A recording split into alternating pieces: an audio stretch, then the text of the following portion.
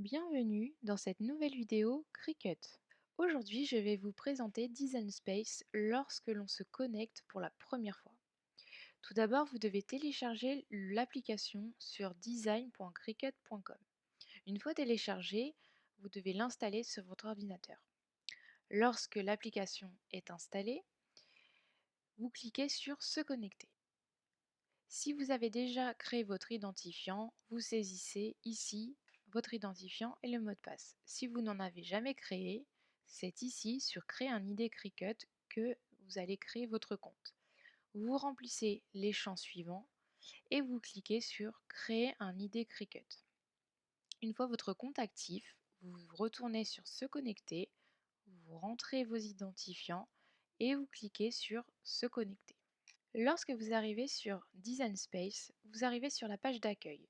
Sur cette page d'accueil, vous retrouvez vos projets, vous retrouvez des vidéos tutos. Vous avez ensuite tout plein de projets disponibles dans la bibliothèque, que ce soit la bibliothèque de Design Space ou la communauté Cricut. Dans le menu sandwich, en haut à gauche, vous avez nouvelle configuration de produits. Lorsque vous recevez une nouvelle machine, c'est ici qu'il faut configurer sa machine. Vous cliquez dessus, vous sélectionnez le type de machine que vous souhaitez configurer, une machine de découpe, le modèle de cette machine de découpe, et vous suivez tout ce que vous dit Design Space pour configurer votre machine. Ensuite, vous avez le calibrage. Le calibrage est à réaliser lorsque vous utilisez un de ces nouveaux outils sur votre machine. Je vous invite à les faire régulièrement pour utiliser au mieux toutes ces fonctions. Vous avez là Gérer les matériaux personnalisés. Ici, en fait, vous pouvez créer des matériaux si vous utilisez un produit qui n'est pas Cricut, par exemple. Mettre à jour le micro-logiciel. En fait, ici, vous allez mettre à jour tout simplement votre machine. C'est pas quelque chose qui est automatique, c'est à faire de temps en temps. Informations de compte. Vous retrouverez ici toutes les informations liées à votre compte Cricut. Relier des cartouches. C'est utile pour les détenteurs d'anciennes machines Cricut qui fonctionnaient avec des cartouches. Le Cricut Access.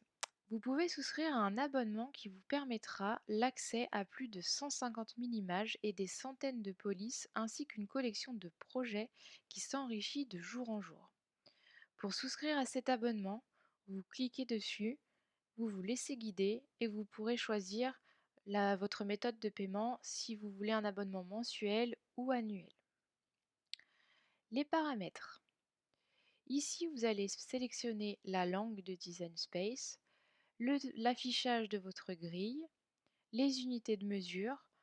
L'impérial, en fait, c'est les pouces et métrique, ce sont les centimètres. Et comment vous voulez enregistrer vos projets sur Design Space. Égal. Ici, vous retrouverez toutes les conditions d'utilisation de Cricut.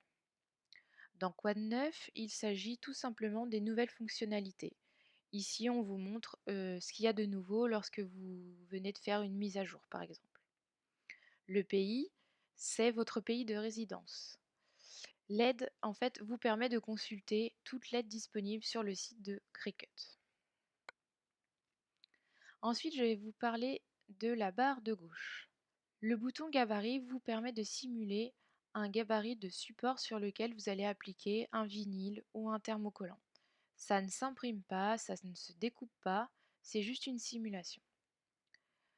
Projet, vous avez ici tous les projets de la bibliothèque de Design Space rangés en catégories et vous pouvez aussi faire des recherches en français maintenant.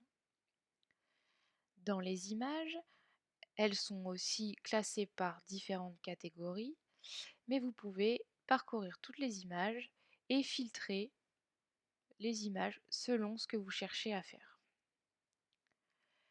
L'outil texte vous permet de taper du texte dans vos créations.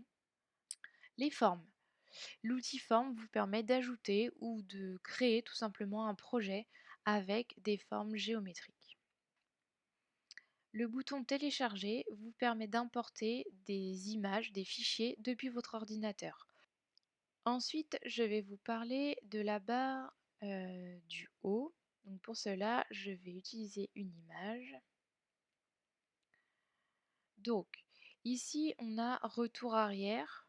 Voilà, on s'est trompé, on veut revenir juste à l'étape précédente, c'est retour arrière. Ensuite, dans opération, c'est ici en fait qu'on va choisir ce que l'on veut faire à la machine. Si on veut faire de la découpe, du dessin, de l'impression puis découpe. Désélectionner vous permet d'enlever la sélection de l'image. Modifier, c'est ici que vous pourrez faire couper, copier, coller. Décalage. Alors cette fonction en fait crée un petit contour tout autour d'une image. C'est idéal pour faire des stickers ou encore des cake toppers car on a voilà un joli contour qui se crée grâce à ce bouton. Ensuite, pour vous parler de la fonction aligner, je vais utiliser une autre image. Donc voilà, aligner, je sélectionne mes deux images. Et dans aligner, je clique sur aligner sur le bas et mes images sont alignées, sont vraiment au même niveau, mais par rapport au bas des images. Ensuite, arranger. Alors arranger, en fait, ça nous permet de déplacer les calques des images. Donc là, par exemple, j'aimerais que l'ananas y passe derrière l'éléphant. Donc je clique sur l'ananas, arranger, et je dis envoyer en arrière. Et là, en fait, on voit bien que l'ananas est passé en dessous de l'éléphant. L'outil taille. Donc c'est ici que vous allez redimensionner une image, un projet. Soit vous utilisez les flèches, soit vous tapez directement la taille que vous voulez. Si vous laissez fermer le cadenas, les dimensions se régleront proportionnellement. Si au contraire vous l'ouvrez, alors là vous pouvez faire des déformations de projet.